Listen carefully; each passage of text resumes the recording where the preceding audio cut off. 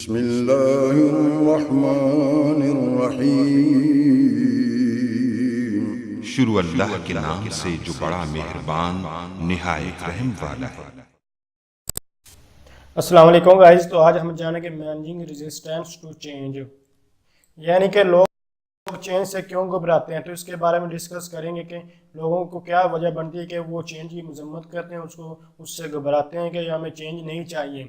लेकिन हालांकि चेंज तो आना चाहिए। अगर मेरे पॉइंट ऑफ व्यू से देखा जाए तो मैं तो चाहता हूँ कि ज़िंदगी में चेंज आपको लाना चाहिए, और अगर जहाँ आपको मौका मिले आप उसको बेहतर से बेहतर और चेंज अपनी ज़िंदगी में लाना चाहिए। तो चलो चलते हैं, हम डिस्कस करते हैं हम अपने क्वेश्चन की तरफ, यानी कि लोग चेंज से क्यों घबराते हैं उसके बारे में डिस्कस करते हैं।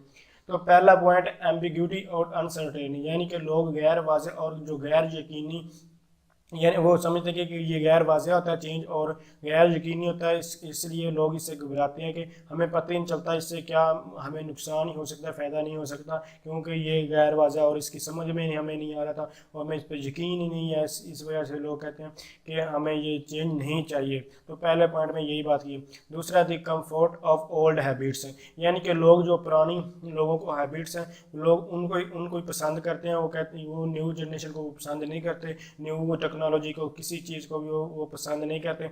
वो कहते हैं कि वो हम जो हमारे पास पहले था वही बेहतर है, हमें नई नई कोई भी चीज़ नहीं चाहिए। जैसे कि आप कहते हैं कि यार बचपन बहुत अच्छा था, हमें ये जवानी नहीं चाहिए, यहाँ तो मुसीबत या परेशानी ही है। तो बचपन में तो हम अच्छे तरह से ज़िंदगी जी रहे। तो इसी तरह ये भी लोग कहते हैं कि रेजिस्टेंस हमें नहीं, यानी कि चेंज हमें नहीं चाहिए।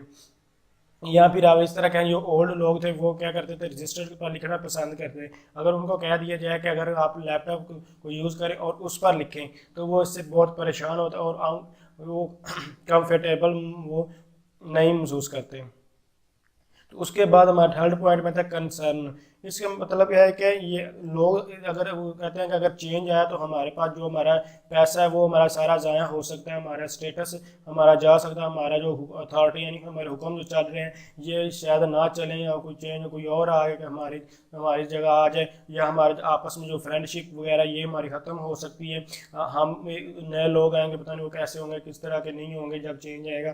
तो इसलिए वो कहते हैं कि हमने जैसे थे हमें वैसे ही रहना, और उसके पर्सनल कन्विंसन जो हमारे ये भी अच्छे नहीं रहेंगे, इसलिए वो इन सारी चीज़ों की वजह से वो घबराते हैं। और उसके बाद फोर्थ पॉइंट में परसेप्शन। परसेप्शन मतलब कि वो अपने अकल यानी कि देखते सोचते हैं और देख वो परसीव यही करते हैं कि ये हमारे लिए जो चेंज है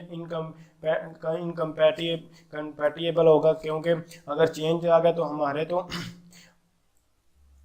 हमारे पहले तो बहुत पूरे अच्छी तरह हो रहे हैं, अगर चेंज आ गया तो हमारे जो गोल्स हैं वो ठीक तरह से पूरे नहीं हो पाएंगे, हमें इससे प्रॉब्लम जो है क्रिएट हो सकी। तो इसकी वजह यही है जो हम डिस्कस करें। अगर आप ये mistakes make when leading change वगैरह के बारे में डिस्कस करें तो आप पढ़ सकते हैं, लेकिन अनफ्रीजिंग, चेंजिंग, रिफ्रीजिंग इसके बारे में पहले बहुत डिटेल के साथ डिस्कस कर चुका।